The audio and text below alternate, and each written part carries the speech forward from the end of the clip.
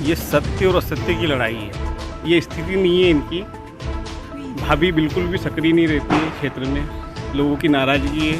लोग मिलने जाते हैं तो वहाँ से भी अपमानित होकर आते हैं। मैं ये चुनाव जीतने के लिए लड़ रहा हूँ और दोनों ही प्रत्याशियों के खिलाफ लड़ रहा हूँ। लेबर कंपनी थी कि पहले छोड़ के आने की बात करते थे कि लेबर कंपनी को मैं बोतल में बंद कर छोड़ के आ जाऊँगा।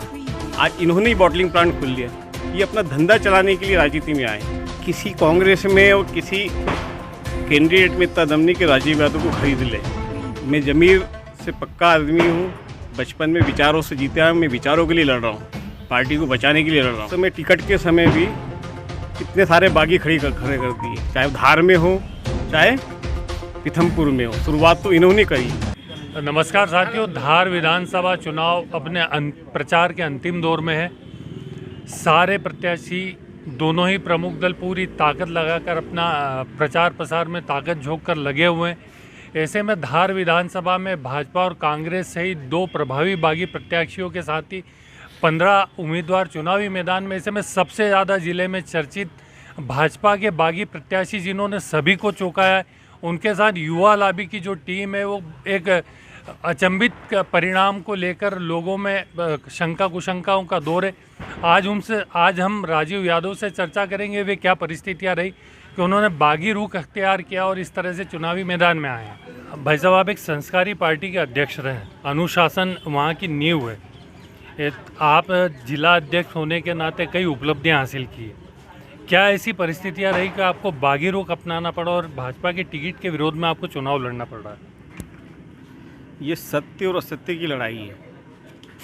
सभी को पता था, मैं ही नहीं, केवल यहाँ के जितने वरिष्ठ हैं, अनंत अग्रवाल जी, करण सिंह पंवार जी, देवेंद्र पटेल जी, अशोक पटेल जी, बहुत सारे लोग, अंतर सिंह नागर जी, पूरे क्षेत्र में जिन्होंने पार्टी को सिंचाया, खड़ा किया और बरसों से वो काम कर रहे हैं नीचे ज़मीन पर।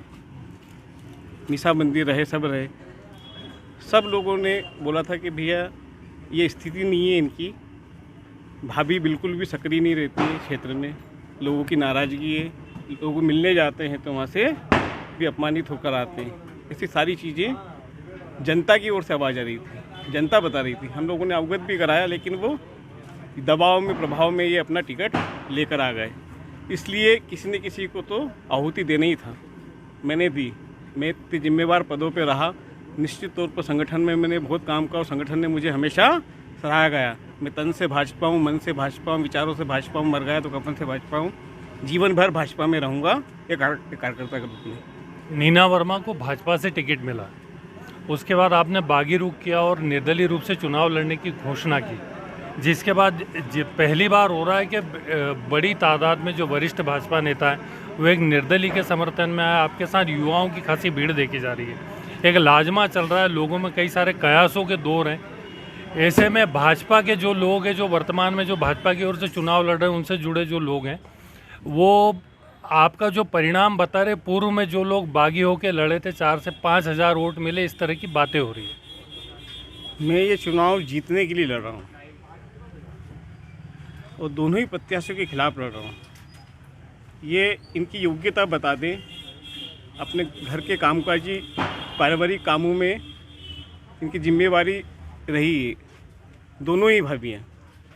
फिर इनको ऐसा क्या होना पड़ा? उनके जो केसेस थे, लेबर कंपनी थी कि पहले छोड़ के आने की बात करते थे कि लेबर कंपनी को मैं बोतल में बंद कर छोड़ के आ जाऊंगा। आज इन्होंने ही बॉटलिंग प्लांट खोल लिया। ये अपना धंधा चलाने के लिए राजनीति में आए। इसलिए मुझे ये कदम उठाना पड़ा। मैं सेवा के लिए आया हूँ, लोगों की मदद के लिए आया हूँ।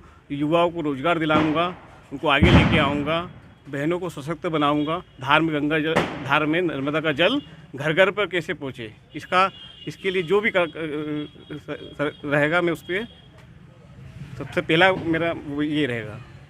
आप पर आरोप लग रहे हैं कि कांग्रेस पूरा मैनेज आपको कर रही है, कांग्रेस ही आपको चुनाव लड़ा रही है। किसी कांग्रेस में और किसी कैंडिडेट में इतना दम नहीं कि राजीव यादव को खरीद ले। मैं ज़मीर से पक्का आदमी हूँ। बचपन में विचारों से जीते आया। मैं विचारों के लिए लड़ रहा हूँ, पार्टी को बचाने के लिए लड़ रहा हूँ। उस विचारों के लिए अपनी मेरी जान भी चली जाए तो मुझे वो नहीं। मैं कांग्रेस को हरा के आऊँगा और निश्चित तौर पे जीत के आऊँगा। वो मुझे क्या मैनेज करेगी। अच्छा, एक चर्चा ये भी है कि ऊपर के वरिष्ठ लोगों का जो इशारा है उनके माध्यम से भाजपा ही भाजपा को हराने में लगी। इशारा नहीं, अमित शाह जी आए थे। कोई भी राजनेता जो अपना बेटा बेटी पत्नी को लिए चुनाव लड़ रहा है वो धार का भला भी नहीं कर सकता और देश का भला भी नहीं कर सकता। निश्चित तौर पे वो बोल के गए, ये वेदना है, इनकी सभा में ही बोल के गए। और सीधा सा इसका मैसेज है कि मेरे जैसा सामान्य कार्यकर्ता जो बचपन से काम करते करते 30 सालों से काम करते करते यहाँ तक पहुँचा है, मैं सेवा करने के लिए आया हूँ, लोगों की जनता की मदद करने के लिए आया हूँ। जनता के काम कौन करेगा, इस नाते आया हूँ और निश्चित तौर पे मैं जीतूँगा। आपके अध्यक्ष कार्यकाल में धार नगर पालिका चुनाव आप बीजेपी जीती, आपका अध्यक्ष बना, पूरी परिषद आपकी बनी।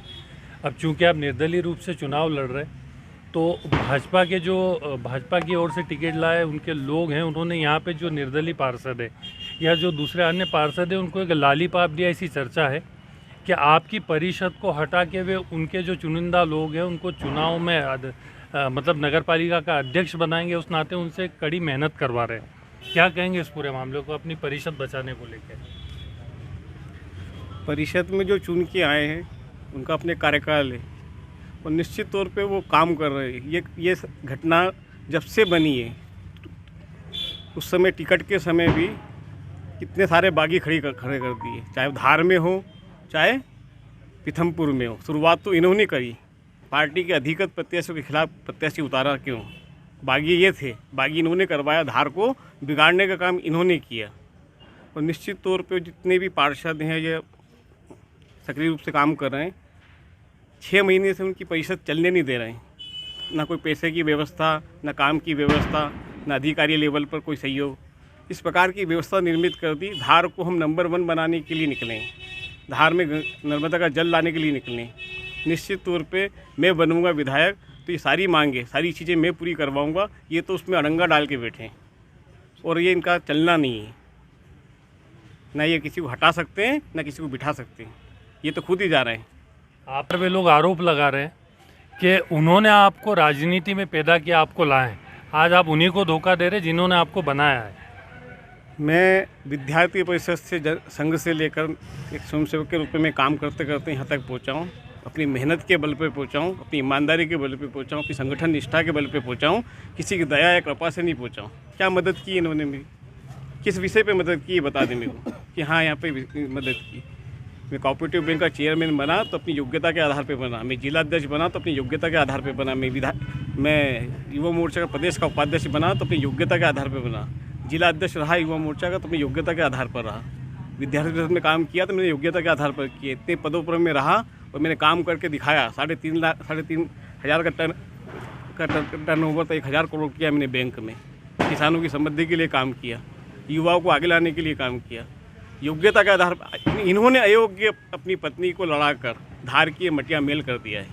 अभी हाल ही में विक्रम वर्मा ने एक भाषण में कहा था कि आप राष्ट्रवादी छवि का जो ओढ़ के चल रहे हैं, राष्ट्रवादी बातें कर रहे हैं। वहीं नरेंद्र मोदी जी ने धार का टिकट फाइनल किया। आप मोदी जी की भी अवहेलना कर रहे हो, उनका भी अपमान कर रहे हो। मैंने कहा ना, ये अपना दबाव बनाकर, प्रभाव बनाकर, अपने जमाई का उपयोग कर कर जो टिकट लेकर आए हैं, इसमें इन्हीं का योगदान है। अंधेरे में रखा इन्होंने, इतने सीनियरिटी का दुरुपयोग किया, पार्टी के साथ दुरुपयोग किया है, इन्होंने किया है। मैं मोदी जी का बहुत सम्मान करता हूँ। वो देश के नहीं दुनिया के नेता हैं और दुनिया को मैं आज भारत का नाम रोशन करने के लिए चल रहे हैं। उन्हीं के विचारों को बढ़ाने के लिए मैं यह काम कर रहा हूँ। राजीव यादव बीजेपी के हैं, निर्दलीय हैं या बीजेपी को तोड़ने का काम कर रहे हैं? मैं बीजेपी का ही हूँ, बीजेपी को बचाने का काम कर रहा हूँ, तोड़ने का काम नहीं कर रहा हूँ। बीजेपी में ही बचाऊंगा और बीजेपी को मैं ही खड़ा करूँगा। जितने भी कार्यकर्ता आप देखेंगे पूरी विधानसभा में बीजेपी के, वो सब के सब लोग लगे हैं। कितने को निकालोगे आप?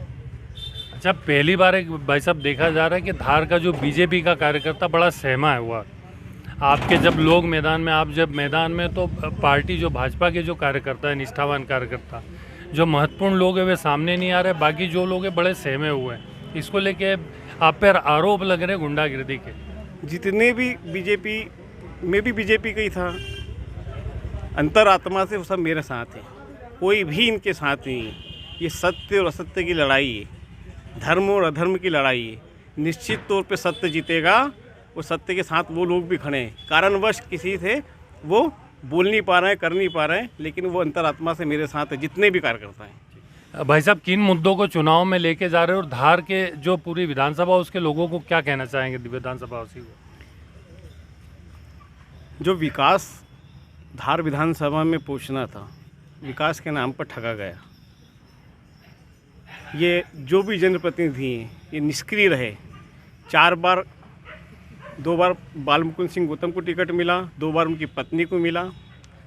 टिकट के समय आए बस, वो कभी वो जनता के बीच में किसी की मदद के लिए, किसी काम के लिए, किसी के सहयोग के लिए वो नहीं आए। 50 साल से वर्मा जी राजनीति कर रहे हैं, 15 साल से भावी विधायक, चौथी बार इनको टिकट मिला है। ये भी केवल टिकट के समय जनता के बीच में आए, इसके बीच में किसी से ना मिलना, ना बातचीत करना, ना सम्मान करना।